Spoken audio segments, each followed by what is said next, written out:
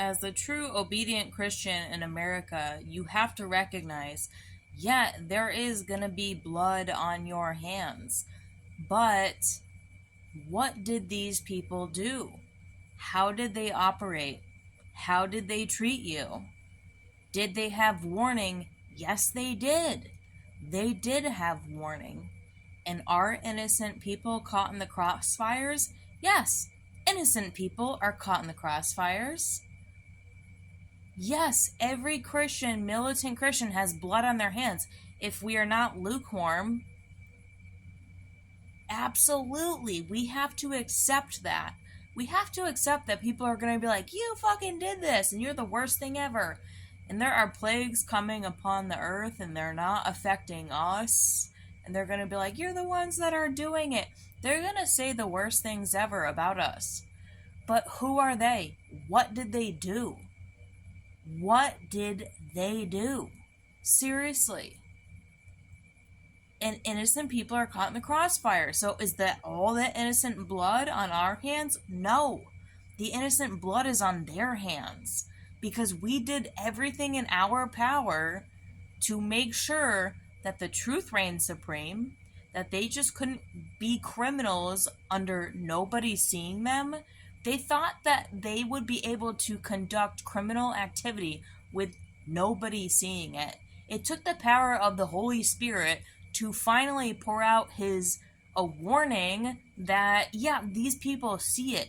You can't call them crazy. You can if you want, but if you don't do anything about it and all that blood is on, you think it's on our hands, it's mostly on their hands. So, no offense, and grateful to these people. I see a lot of them going out and retrieving bodies and dealing with death. They deal with the bodies, they deal with tons of people who deal with garbage and dispensing. I've been a fanatic about this for a long time because I'm like, who deals with all the death and destruction? It's them.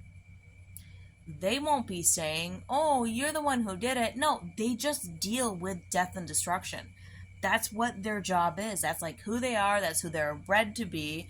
Chaos breeds more chaos. Crowley cults breed more Crowley cult chaos. Antichrist spirit people breed more Antichrist spirit. They induct their kids to be just like them, and then they grow up, and then they're the ones, good for them, donating money. They're the ones donating all the money. They came from a death cult.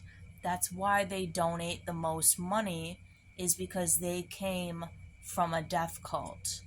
They have to deal with the death and destruction that happens when they pray their end times prayers, when they pray to Crowley cults and all the witchcraft and all the nonsense, and people actually die. It's actually because of their end times prayers. So they're the ones who are the most generous to the death cult. Not saying we shouldn't. We should also, of course. But this is why, those people aren't saying boo to us. It's the lukewarm that say boo to us. That we got blood on our hands. That's God can't do anything with a lukewarm. He's like, spit you out because I can't do anything with you.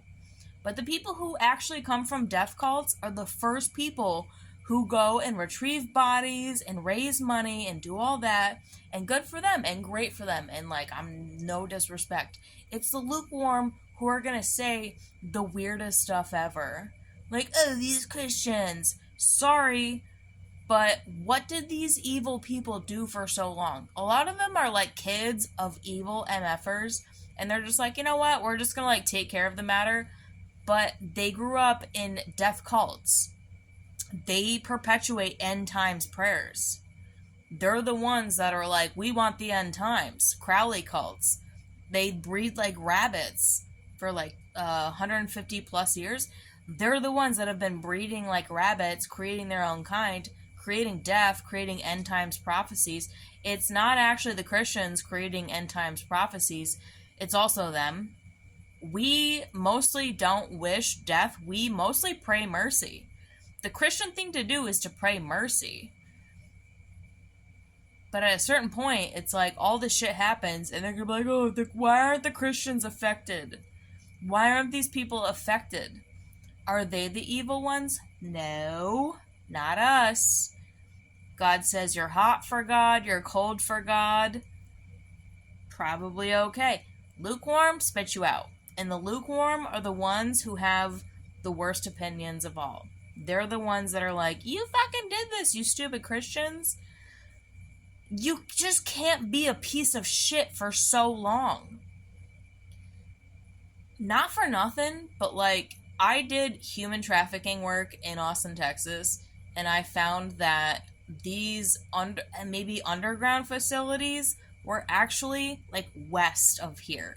It was like Llano, Texas had the biggest underground facility. They blew that shit up, and that shit went out in like 1 hour. Like, they blew it up for 222 acres. That shit went up and it went out after I professed that Dripping Springs were trafficking kids. It was coming out of Llano, West Texas. And I can only imagine how far that stretched. You can only carry on for so long. Like, we blew up, I mean, I didn't do it. I don't know who did it. Someone blew up that facility. Shit went up and went out overnight. After I said something, they tracked and surveilled. They told me, they were like, we're tracking and surveilling them. They found that they were bringing them to somewhere in Llano, Texas.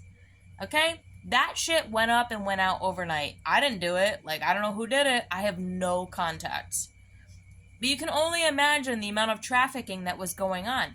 In San Angelo, you can feel that, like, there's a good spirit, but there's also something very evil. Like, there's something so wonderful, but there's also something so negative.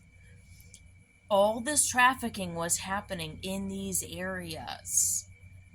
And innocent people do fall to the wayside of God's will.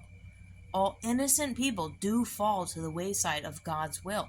That's why I moved out of downtown Austin, Texas. I now live like so far away. I just didn't want to be around weirdos.